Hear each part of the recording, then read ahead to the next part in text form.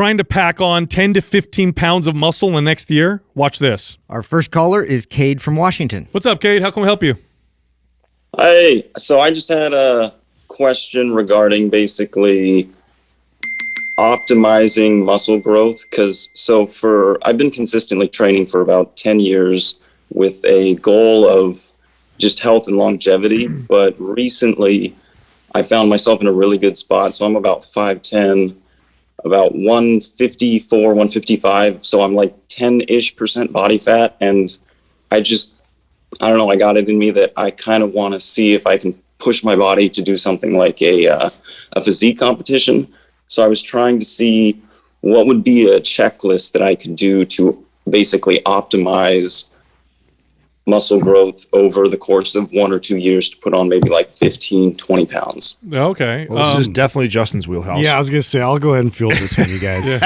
Relax. Okay. Physique competitor. I think there's a lot more we need to know, right? So I would like to know kind of what you're currently doing training-wise. Are you following any sort of program regimen? Do you follow any of the MAPS programs currently right now? And if you don't? Yeah, so I have 4 you guys programs. I have anabolic, performance, aesthetic, and powerlift. Okay. I'm just finishing up anabolic, but I've kind of tweaked it to where I'm still working out. It's not really trigger sessions. I'm working out 7 days a week, basically, where I'm kind of splitting some of the end of the workout because I don't really feel like I can give I'm in the third phase right now. So like the superset with the arm workouts, I kind of push that off on its own day with maybe either a chest workout or a shoulder workout, and then do some very light accessory stuff just to get a little bit more volume. Okay. So you're pretty much following anabolic. You're just kind of splitting it up, which is totally cool. I do that sometimes where I split it up on the other days, but you're still following what's in the program.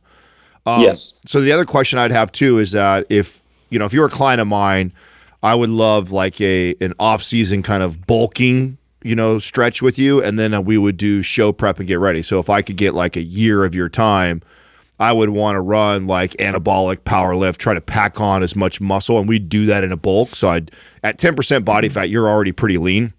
In fact, This is kind of like right when I was in season and off season, I like to hover right around that 10. Maybe I'd let myself go as high as 12%, but I like to keep myself close to single digits getting ready for a show so I didn't have to do a long cut. So your body fat percentage is perfect kind of where you're at.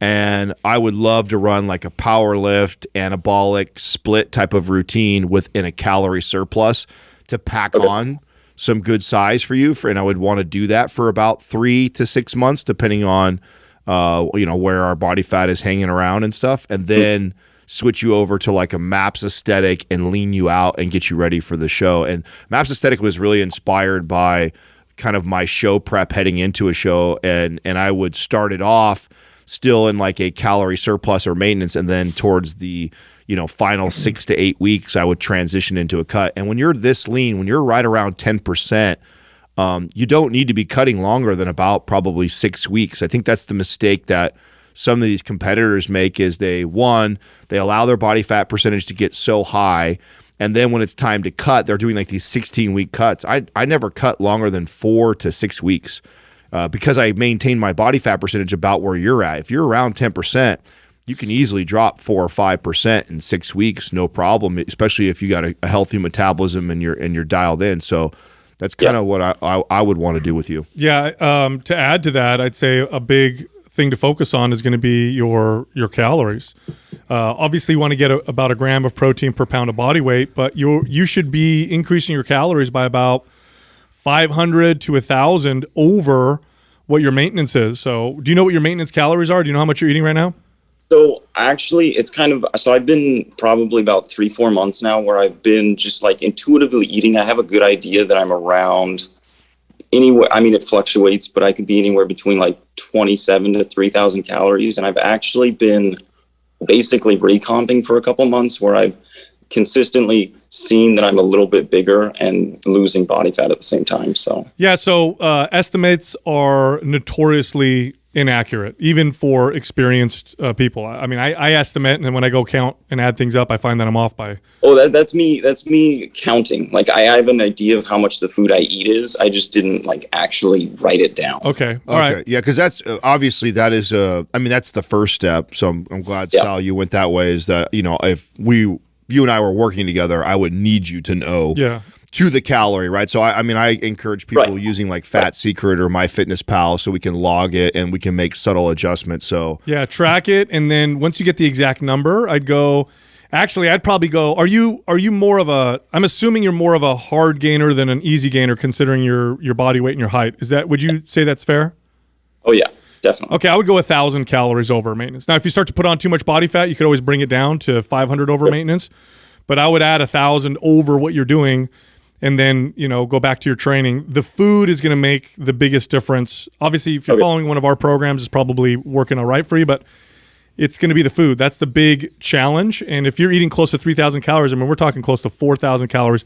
That's a bit challenging for people to do consistently. What people tend to do is they'll do 4,000 calories for a few days, and then they'll drop off for another few days, and it actually totals out to be not that much of a surplus. So consistently, a 1,000 calorie surplus per day. Go with that. And then if your body fat starts to climb too quickly, you could cut that in half. But you got to be in that surplus to really pack on. You're talking about 15 pounds of muscle. And to be honest with you, you've been working out for 10 years. 15 pounds of muscle in a 1 year after 10 years of training is going to be hard. It's going to be really hard. I would say more realistic would be closer to 7. But who knows? I mean, at the end of the day, I wouldn't get too hung up on that stuff anyways. Like, really, my goal with you is if we're going to do our first show and get ready for it, it's, okay, let's get your calories up as high as we can without putting on too much body fat, right? So, because what I really want to do is I want to get you at a place where, let's say you're around 3,700 calories or so right now. Let's say we get you up to like 4,500 calories, and it's like, man, I'm eating as much as I can, and it's awesome. I'm not putting on really body fat. I'm hovering around this 10 to 12%. We're in a really good place to transition you into a cut because your calorie intake is so high. I can peel you down 500 calories, tell you to walk 1,000 more steps a day, and you're going to start to lean out real nice. And that's where we'd like to be. And the other thing I would add, if you're not tracking this right now, is to start to track your steps. You have any idea of like how much you move on a daily basis? It's not that much. I mean, I go for a couple walks, and so honestly, that's the majority of it. Maybe like 5,000-6,000. Okay, cool. So that's I definitely have room to be much more active. Yeah, that's a great for what you're trying to do. That's a good place to be because that gives me a lot of room to increase your steps. And I wouldn't do that yet, right? Right now we're bulk phase, put on size, add the calorie, Sal saying, transition into one of the other programs after you finish anabolic I was talking about. Try and bulk for the next program and get your calories up as high as you can, maintain your steps where they're at. And then when we switch into your cut, the first thing we're going to do is reduce your calories by about 500 calories and increase your steps by, say, just 2,000 steps a day. Yeah, through walking. One other thing too is a lot of people, especially if you're natural, so if you're not enhanced with any anabolics or anything like that, most people gain more mass with about 4 days a week of resistance training, maybe 5 at the most. Even though you're taking the volume up and splitting it up, you might be better off reducing the overall volume, doing about 4 days a week, maybe in the gym. The other days you could stretch and do mobility work. That's a really good point. And you'll probably see yourself pack on more muscle. And I know it's hard to imagine, especially if you've been working out so long, but you'll know within the first couple weeks. If you try that, go 4 days a week for the next couple weeks, focus on, kind of getting stronger, bumping your calories. My guess is, and I would put money on this, that you're going to see a nice little bump in muscle and strength. How young are we? What's our age? I'm 28. Oh, okay. Yeah. Yeah, I agree with Sal. And in fact, 28's about when I started to piece this together. In my mid-20s and early 20s, I was 7 day a week. It was about intensity and thinking the more I trained, the more muscle I'd put on. I'll never forget switching to a 3 day a week program. And it was a hard transition because I was like, this just doesn't feel like I'm putting enough work in. But then my body started to pack on muscle. And that's all I needed. I needed to actually lay off a bit. And just follow good programming and eat and recover. And I started to see myself put on a lot more size after I'd already been training for over a decade. So, you may be in a similar situation, been training as long as you have, you're still young, you want to get after it, and honestly scaling back a little bit and only training three times a week may do you really well. So, and then what's great about that too is that also leaves us a lot of room to add into your cut, right? So Just to burn calories. Yeah, so when we get into the cutting phase, it ain't about packing on any more muscle. It's about maintaining the muscle that you work so hard for and moving more and burning more. And I would use those extra days to get you more active and burning more calories when we get into our cut phase. Right on.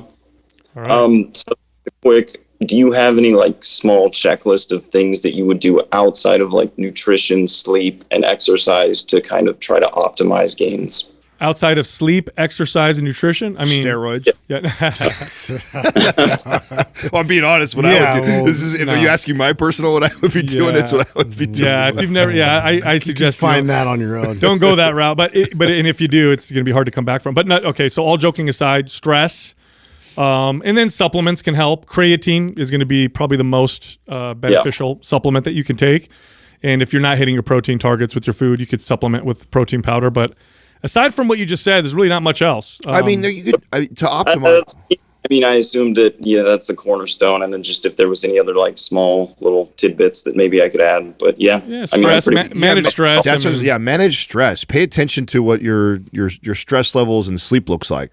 If you're not optimizing sleep, that's one of those things that when you're in your 20, you tend to overlook. Well, he included that. He said sleep, training, and nutrition. Outside of those, I would say just stress. Yeah.